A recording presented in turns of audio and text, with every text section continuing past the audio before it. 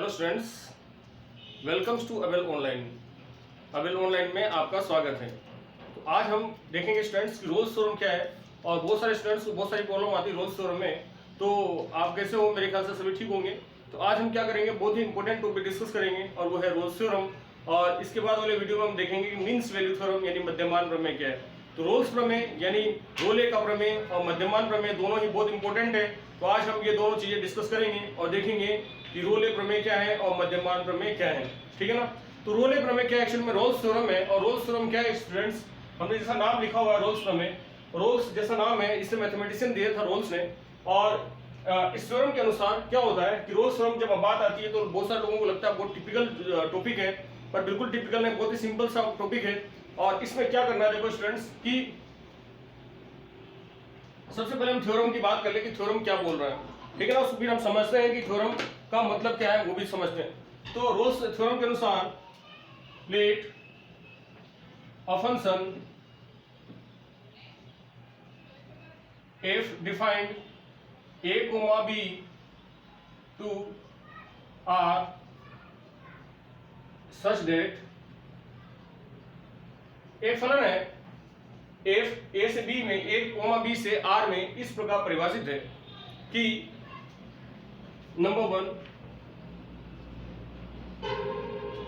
Given function is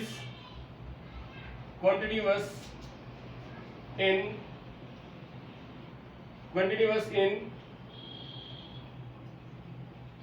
closed interval, is continuous in closed interval a, b। Second, आपको याद रखना है given function is differentiable in open interval a, b। ठीक है students. Third क्या है, थर्ड पॉइंट आपको ध्यान रखना है और बहुत इंपॉर्टेंट है, वो है तीसरा पॉइंट, वो है f of a equal f of b। तो फिर उसके बाद फोर्थ पॉइंट आता है then there exists some c in open interval a, b such that f dash c equal 0। ये तो बात हुई थ्योरेटिकल की बात की, थ्योरी क्या है। अब हम इसको समझते हैं कि एक फलन इस प्रकार से f a, b से r में इस प्रकार दिया गया है, इस प्रकार दे रखा है कि number 1 given function should be continuous in close interval a, b।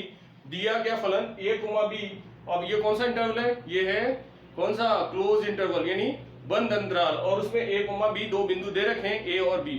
तो बंद अंतराल में क्या होना चाहिए, सतत होना चाहिए। क्या होना चाहिए, सतत। तीसरा क्या है, given function is differentiable in open interval a, b। दिया गया जो फलन है वो क्या होना चाहिए, डिफरेंशिएबल, अवकलनीय होना चाहिए। किसमें, ओपन इंटरवल a, b यानी खुले अंतराल a, b में। तो तीसरा पॉइंट क्या है, f ऑफ a बराबर f ऑफ b, तब देयर एग्जिस्ट सम c, तब एक बिंदु c इस प्रकार होगा कि ओपन इंटरवल खुले अंतराल a, b में कि इस प्रकार होगा कि f डैश c इक्वल 0। अब देखो ध्यान से कि जब हम इस पूरे कंसेप्ट की बात करते हैं तो हमने सबसे पहले क्या किया कि एक डायग्राम बनाया। अब देखो डायग्राम इधर बनाता हूं और इधर बनाता हूं और एक डायग्राम और बनाता हूं। इन तीनों डायग्राम को ध्यान से देखना। यदि मान लो ग्राफ इस तरीके से है, कोई फलन है और ये फलन कौन सा है, f ऑफ x। ठीक है ना। ये फलन जरूरी नहीं कैसे हो, वो हो सकता है कि फलन ऐसे हो, ऐसी भी स्थिति हो सकती है कि भाई फलन f ऑफ x ऐसे दे रखा हो सकता है कि फलन ऐसे दे रखा हो, और हो सकता है कि फलन ऐसे न दे करके ऐसे दे रखा हो। और यहां पर ये दो पॉइंट्स हैं, यहां पे इसको आगे बढ़ा देते हैं।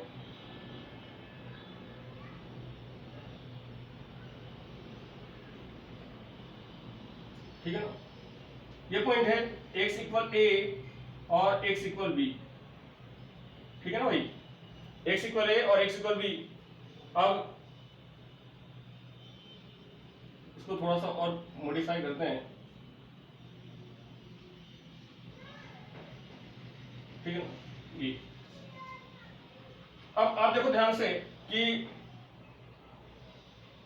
यहां पे पॉइंट मान लो, ये पॉइंट है x इक्वल a और ये पॉइंट है x इक्वल b, ये पॉइंट है x इक्वल a, ये पॉइंट है x इक्वल b, ये पॉइंट है x इक्वल a और ये x इक्वल b। यहां पे देखो इन पूरे ग्राफ को देखो f ऑफ x है, ये फलन भी f ऑफ x है और ये फलन भी f ऑफ x है। f ऑफ x की वैल्यू कुछ भी हो सकती है स्टूडेंट्स, इस बात का ध्यान रखना बच्चों, कुछ भी हो सकती है। यहाँ f ऑफ x की वैल्यू हो सकता है sin x हो सकता है cos x हो सकता है tan x हो सकता है x स्क्वायर प्लस 2 हो सकता है x cube plus x square plus 2 हो सकता है x square plus 2x plus 6 हो, यानी कुछ भी हो सकता है। तो यहाँ पे फलन f ऑफ x की वैल्यू कुछ भी हो सकती है, यानी f ऑफ x अपने अलग अलग मान धारण कर सकता है। पहली बात तो ये है कि अब इसकी बात करते हैं a, b to r। देखो जब हम सततता की बात करते हैं तो a और b तो बिंदु फिक्स होने चाहिए, जिसके बीच में ही तो हम फलन को बताएंगे कि भाई सतत है, कंटिन्यूअस है, तो बिंदु तो फिक्स होंगे ना। तो हमने मान लिया कि भाई आगे और पीछे इधर से कोई मतलब नहीं है, a से लेकर के b तक के जो फलन है ना, इसके बीच में ये फलन दिख रहा है आपको, ये इस तरीके से कंटिन्यूअस है। यहाँ भी दिख रहा है कि भाई यहाँ से लेकर के यहाँ तक ये फलन इस तरीके से लगातार है, यानी लगातार। कंटिन्यूअस का मतलब क्या होता है? कंटिन्यूअस का मतलब होता है यदि आपने पेन यहाँ से उठाया और लगातार आप चलते जाओ, इसको बोलते हैं कंटिन्यूअस फलन, सतत फलन, है ना। उठना नहीं चाहिए, बिल्कुल नहीं उठना चाहिए, नहीं उठेगा इसका मतलब सतत है, कंटिन्यूअस है। ठीक है स्टूडेंट्स, चलो ये तो आपने देख लिया, समझ लिया कि कंटिन्यूअस फंक्शन क्या होते हैं, चलो ये पता चल गया। अब x इक्वल a से लेकर के x इक्वल b की बात करते हैं। यहाँ देखो, यहाँ भी x इक्वल a और x इक्वल b है, दो बिंदु हैं और दोनों बिंदुओं के बीच में हम देख रहे हैं। यहाँ पे देखें, जब यहाँ पे कर्व मुड़ रहा है इस तरीके से, तो यहाँ पे यदि हम f ऑफ x निकालें, यानी इसका dy बाय dx निकालें, तो यहाँ पे टेंजेंट होगा ना f डैश x, यानी यहाँ बात करें तो f डैश x कितना होगा, f डैश x कितना होगा यहाँ पे 0, क्योंकि यहाँ पे dy बाय dx की वैल्यू क्या होगी 0। यहाँ पे बात करें तो यहाँ पे भी dy बाय dx यानी f डैश x की वैल्यू कितनी होगी 0। और यहाँ पे बात करें तो यहाँ पर और यहाँ पर भी, यहाँ पे और यहाँ पे ध्यान दें तो f डैश x की वैल्यू कितनी हो जाएगी 0 हो जाएगी। तो इन दोनों पॉइंट, इन तीनों पॉइंट्स की बात करें तो यहाँ पे आपको दिख रहा है कि f डैश x की वैल्यू कितनी हो जाएगी 0। तो यहाँ ये f ऑफ x है और f डैश x यहाँ और यहाँ 0 होगी। क्यों होगी? क्योंकि यहाँ पे कर्व क्या होगा, बिल्कुल सीधा होगा और फ्लैट होगा, तो dy बाय dx कांस्टेंट हो जाएगा और उसकी वैल्यू क्या हो जाएगी 0। जब f ऑफ x की वैल्यू c होगी, एक फिक्स वैल्यू होगी, तो उसका dy बाय dx होगा तो यहाँ 0 हो जाएगा। यानी यहाँ पर और यहाँ पे तीन केस ऐसे नजर आ रहे हैं जिसमें हम रोल्स थ्योरम की बात करते हैं। अब यदि आपको a और b पॉइंट्स दे रखे हैं, a और b बिंदु दे रखे हैं, तो बिल्कुल फिक्स है ना, इसका मतलब a बिंदु भी लेना है और b बिंदु भी इसमें लेना ही है। यानी a पॉइंट्स और b पॉइंट्स दोनों के दोनों ही आएंगे। किसके अंदर? जब हम बात कर रहे हैं कंटिन्यूअस या सततता की, या ना लगातार, यदि कंटिन्यूटी की बात कर रहे हैं, सतत फलन की बात कर रहे हैं, तो इसमें a, b दोनों ही आएंगे, ध्यान रखना है आपको। ठीक है ना। अब मान लो आपने ये लिख भी लिया, ठीक है, अब आगे ये पता चल गया given function is a continuous in close interval a, b, यानी a, b में ये सतत है। ठीक है ना। ये बिंदु यानी यहां से लेकर के यहां तक पता चल गया सतत है, यहां से यहां तक पता चल गया सतत है, यहां से लेकर यहां तक पता चल गया कि भाई क्या है, सतत है, a से लेकर के b तक की। तो यहां पे जो पॉइंट होगा ये कौन सा होगा, f ऑफ a, और ये पॉइंट कितना है, f ऑफ b, ये लाइन। इसी तरीके से यहां f ऑफ a और यहां पे बलन फलन क्या है, f ऑफ b, यहां f ऑफ a और यहां क्या है, फलन f ऑफ b। अब चलो ये आपने बना भी लिया ग्राफ। अब अगला पॉइंट की डिस्कस करते हैं कि अगला पॉइंट का मतलब क्या है। अगला पॉइंट है given function is differentiable in open interval a, b, यानी जो दिया गया फलन होना चाहिए वो क्या होना चाहिए, किसमें होना चाहिए, अवकलनीय होना चाहिए a, b में। अब एक थोड़ा सा ध्यान दो कि a और b इसमें शामिल होंगे क्या भाई। a और a के बाद वाले जहां कोई ग्राफ दे रखा है, जो इंटरवल दे रखा है आपको, a और b तो शामिल नहीं होगा। हो सकता है ये आगे जाता जाता जाता जाता अनंत तक चला जाए, है ना, अनंत तक चला जाए। इसका मतलब a और b पॉइंट्स तो शामिल नहीं होगा। जब भी हम अवकलन करेंगे तो a और b शामिल नहीं होगा, a के बाद वाले और b के पहले वाले बिंदु शामिल होंगे। इसीलिए हमने ध्यान दिया, आपने ध्यान दिया हो तो यहाँ पे इस तरीके का ब्रैकेट यूज किया हमने, और इस ब्रैकेट को बोले खुला अंतराल। ठीक है ना। और इसके बारे में मैंने बताया भी था वीडियो में, आपने देखा हो। इसका मतलब जो दिखता है वो होता है, और जो नहीं दिखता वो भी होता है। इसका मतलब कभी कभी जो दिखता है वो नहीं होता और जो नहीं दिखता वो होता है। अब इसका मतलब क्या है? इसका मतलब है कि 2 कोमा, मान लो आपने 2,4 लिखा, इसका मतलब है कि इसमें 2 भी है, 3 भी है और 4 भी है। यानी जो दिख रहा है वो है 2 भी है, 4 भी है, और जो नहीं दिख रहा वो भी है, 3 नहीं दिख रहा था पर है। तो इसका मतलब है 2, 3, 4 की बात करें तो इसका मतलब जो दिख रहा है वो है और जो नहीं दिख रहा वो भी है।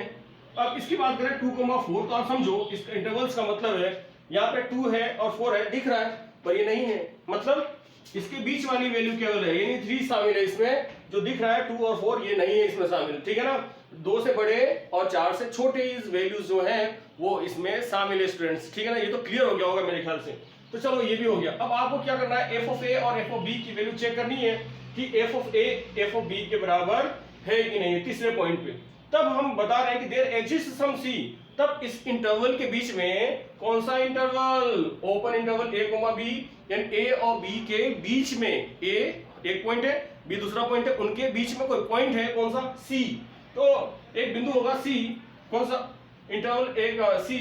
देखो there exist some C in open interval A comma B, इस तरीके से होगा बिंदु सी कि एफ डैश सी का मान कितना हो जाएगा, 0। यानी यहां पर डी बाई डी एक्स बाहर निकालें तो इसकी वैल्यू क्या हो जानी चाहिए, 0। तो ये हमने देखा किसका, ये हमने देखा कि रोल्स थ्योरम क्या है। तो रोल्स थ्योरम के अनुसार अब हमें क्या करना है, ये सब चीजें सारी की सारी चीजें प्रूव करनी है और चेक करना है कि सारी की सारी चीजें किसी क्वेश्चन के ऊपर लागू होती कि नहीं होती। तो हम क्या करते हैं, एक क्वेश्चन लेते हैं और क्वेश्चन लेकर के उसको समझते हैं कि रोल्स थ्योरम किस तरीके से सोल्व किया जा सकता है, ठीक है स्टूडेंट्स। तो मैं एक क्वेश्चन ले लेता हूँ, प्यारा सा क्वेश्चन ले लेता हूँ ताकि आप इजी गोइंग समझ सको। तो मैंने क्वेश्चन ले लिया है। तो क्वेश्चन के लिए सबसे पहले मैं इसको रफ कर देता हूं थोड़ा सा, ताकि आपको समझ में आए अच्छी तरीके से।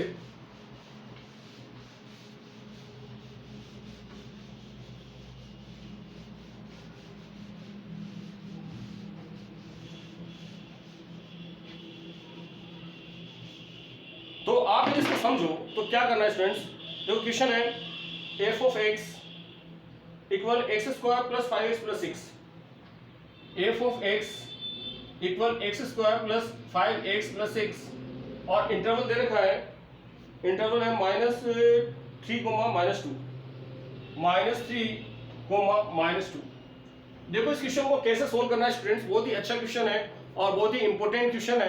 तो हमने थोड़ा सा बीच वाला लिया है ना, तो काफी डिफिकल्ट क्वेश्चन लिया ना बहुत ही सिंपल क्वेश्चन लिए हैं, और इसलिए लिया ताकि आप इजी गोइंग तो समझ सको। अब देखो क्वेश्चन यदि ये दे रखा है और आपको सिद्ध करना है prove that given, prove that, या ऐसे लिख लो, आप ऐसे लिख लो वेरीफाई रोल्स थ्योरम। क्वेश्चन ये रोल्स थ्योरम सिद्ध करना है आपको, ठीक है ना, जांच करनी है इसकी कि जो चीजें दे रखी है वो सही है कि नहीं है, ठीक है। तो रोल्स थ्योरम हम चेक करेंगे कि ये चीजें दे रखी है वो बिल्कुल सही है कि नहीं। तो जब रोल्स थ्योरम की बात आती है और चेक करने की बात आती है तो सबसे पहला काम क्या है, देखो पहला पॉइंट आप यही चेक करोगे कि let a function F A comma B to R, ये तो है ही सही दे रखा है, रियल की बात कर रहे हैं। तो सबसे पहली बात ये कि लिखेंगे गिवन फंक्शन इज, क्या है, कौन सा फंक्शन है ये, x square plus 5x plus 6 एक द्विघातीय क्वाड्रेटिक इक्वेशन है। और द्विघातीय समीकरण जितने भी होते हैं वो आपको पता ही है कि इस तरीके से होते हैं, और यदि इस तरीके से होते हैं यानी ऐसे होते हैं या ऐसे होते हैं या फिर ऐसे होते हैं, देखो ध्यान से, ऐसे होंगे या कहीं भी होंगे, तो ये हमेशा ही सतत होंगे यानी कंटिन्यूअस होंगे, ठीक है ना। तो ये जो फलन है, ये given function is a polynomial function,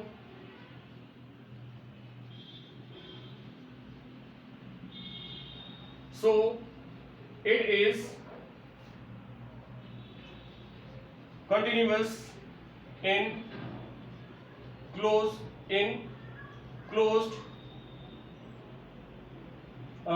सबसे पहले हमने लिख दिया, so it is continuous in, ये अपने लिख लिया, देखो given function is a polynomial function, so it is continuous in closed interval, ये पॉइंट देखो -3 -2, ठीक है, ये आपने लिख लिया। ये आपके पास क्या है, क्लोज इंटरवल है और ये इसमें कंटिन्यूअस है। तो इसको चेक करने की जरूरत नहीं है। ये इजी गोइंग जब भी इस तरीके के क्वेश्चन होंगे तो आप इजी गोइंग चेक कर सकते हो कि ऐसे फलन जो होते हैं इस तरीके के फलन हमेशा ही पॉलिनोमियल होते हैं और पॉलिनोमियल फंक्शन हमेशा ही कंटीन्यूअस होते हैं। ठीक है स्टूडेंट्स, अब बात आती है सेकंड पॉइंट की। तो given function is a polynomial function, so it is differentiable in open interval -3, -2। अब आपको पता है कि जो फलन कंटिन्यूअस होते हैं वो हमेशा डिफरेंशिएबल नहीं होते, पर दिया गया फलन x² + 5x + 6 है, इसको आप जानते हो कि आसानी से dy/dx किया जा सकता है ना, यानी ये अवकलनीय है, डिफरेंशिएबल है। तो ये हमने लिख दिया -3, 2। थर्ड पॉइंट क्या है? थर्ड पॉइंट में आपको सिद्ध करना है कि f ऑफ -3 निकालना है। तो f ऑफ -3 निकालना है और साथ में f ऑफ -2 निकालना है स्टूडेंट्स। तो f ऑफ -3 निकालोगे तो क्या आएगा? देखो, जब -3 निकालोगे तो ये -3 पॉइंट इसमें रखोगे तो -3 का स्क्वायर प्लस 5 इंटू -3 प्लस 6, तो कितना आ गया? 9 -15 प्लस 6, यह आ गया 15 -15, यह आ गया 0, और ये आ गया f ऑफ 2 -2, यानी कितना आएगा? -2 का स्क्वायर प्लस 5 इंटू -2 प्लस 6, यानी कितना आ गया? 4 -10 प्लस 6, यानी आ गया 10 -10, ये भी आ गया 0। इस तरीके से आप चेक कर सकते हो स्टूडेंट्स कि यहां दिया गया जो फलन है वो f ऑफ -3 इक्वल है f ऑफ -2, यानी तीसरा पॉइंट भी वेरीफाई हो रहा है स्टूडेंट्स, इसलिए बिल्कुल लागू होता है। यानी पहला नियम यदि लागू होता है तो ठीक है, दूसरा लागू होता है तो ठीक है, नहीं होता तो थ्योरम को वहीं छोड़ दिया जाएगा।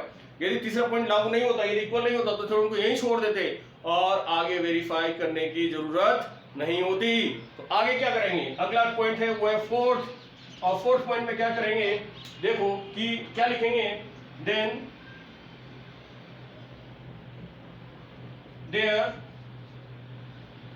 there exists some c in open interval -3, 2 such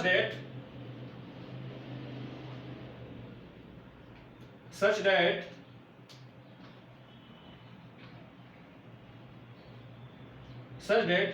f dash c की वैल्यू निकालनी। तो सबसे पहले f ऑफ x दे रखा है तो f dash x तो निकाल ही सकते हो। f dash x कितना होगा स्टूडेंट्स? ये हो जाएगा x² का 2x और 5x का कितना हो जाएगा? 5।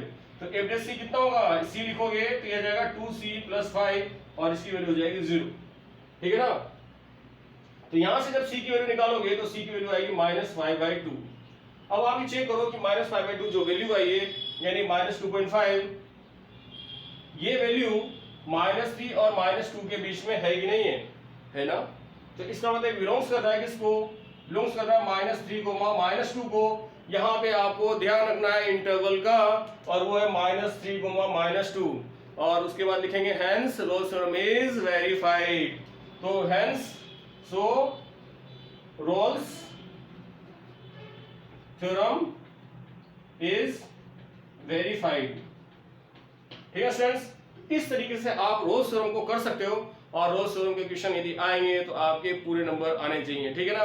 तो आज के लिए इतना ही, मिलते हैं नेक्स्ट वीडियो में। Till then bye bye, take care. और यदि चैनल हमारा सब्सक्राइब नहीं करा सब्सक्राइब कर दे, बेल बटन को प्रेस कर दे, और सभी के लिंक दिए हुए हैं अबाउट में, तो चैनल में जा करके आप चाहो तो वहां पे आप फॉलो कर सकते हो, इंस्टाग्राम पे, फेसबुक पे, और जितने भी सोशल साइट्स हैं। ठीक है स्टूडेंट्स, तो आज के लिए इतना, मिलते हैं नेक्स्ट वीडियो में, और एक कमेंट तो कर ही देना। ठीक है ना? Okay, bye bye, take care.